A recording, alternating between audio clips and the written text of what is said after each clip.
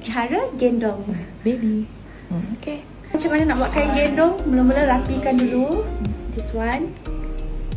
Okay. Lepas tu macam ni. Mulan, come here. Okay. Okay. So here. Okay. Ni extra ni. Ni just lilit-lilit ke belakang macam ni. Mana ni? Sekejap eh. And dia lilit belakang ni. Macam tu. Nampak?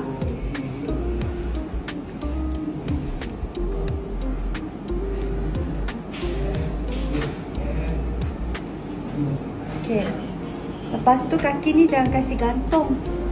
Kaki ni tutup. Macam ni lah kain gendong. Nak tutup muka dia pun boleh.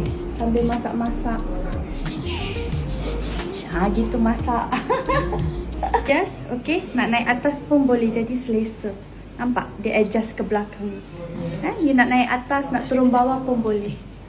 Gitu cara gendong. Terima kasih.